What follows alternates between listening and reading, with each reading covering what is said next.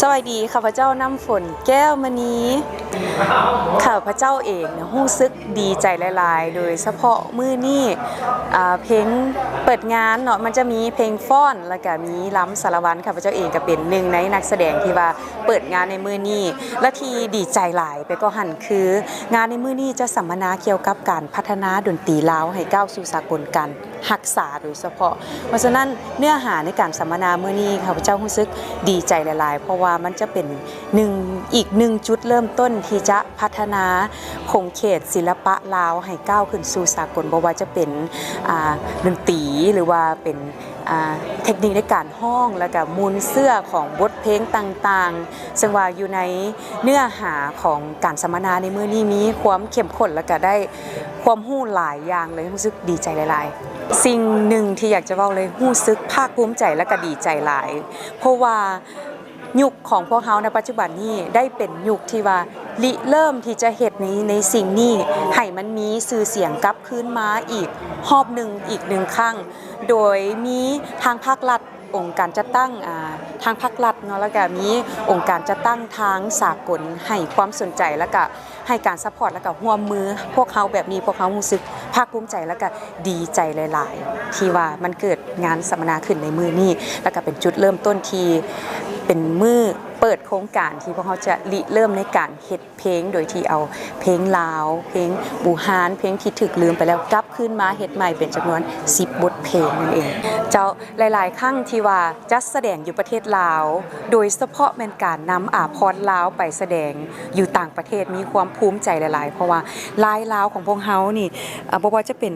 สร้างปักสร้างตีสร้างทักสร้างทออยู่ประเทศลาวเฮามีฝีมือที่โดดเด่นหลายๆยุคที่ผ่านมาอยู่ภาษาชนลาวของพวกเขาก็มีการนุ่งสิ้นแล้วก็เป็นการนุ่งเสื้อในงานเทศกาลดองหรือว่างานสัมมนางานประชุมหรืองานอย่างต่างๆพวกเขาก็จะมีการสวมใส่อาภรณ์ลาวอยู่แล้วแต่ว่าที่มันพิเศษกว่านั้นเขาเป็นศิลปินน้องใหม่ที่กำลังพัฒนาในด้านศิลปะและก็เคียงคู่กับการพัฒนาวัฒนธรรมไปนำพวกเขารู้สึกดีใจหลายๆแล้วก็อยากเป็นซอฟต์พาวเวอร์หนึ่งที่นำแพร่ลาวผ่าลาวก้าวขึ้นสู่สากลให้ได้แล้วก็ประกาศให้โลกรู้ว่านี่คือความโสภาความสวยสดงดงามของแม่หญิงลาวของผ่าลาวและก็เป็นภูมิปัญญาของประชาชนลาวการไปรวมพระบางรอบนี้ก็มีความพิเศษซึ่งว่ามัน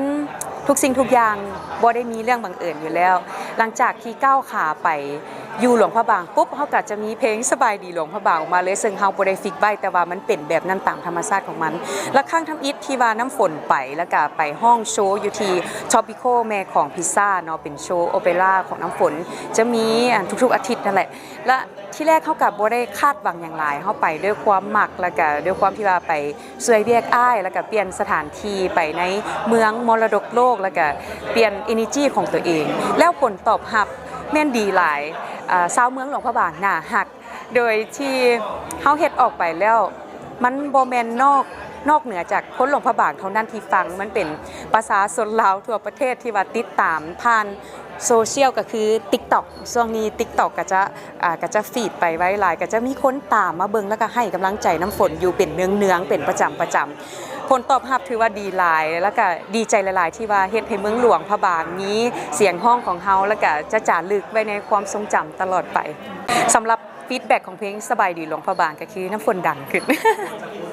โดยเฉพาะอยู่ที่เมืองหลวงพระบางผู้คนจะรับรู้ชื่อเสียงของน้ำฝนแก้วมณีแล้วก็ชื่อเสียงของเดอะเพลนิสเวนเทียนหลายขึ้นแล้วก็ฮู้ชื่อเสียงเป็นผลพลอยดี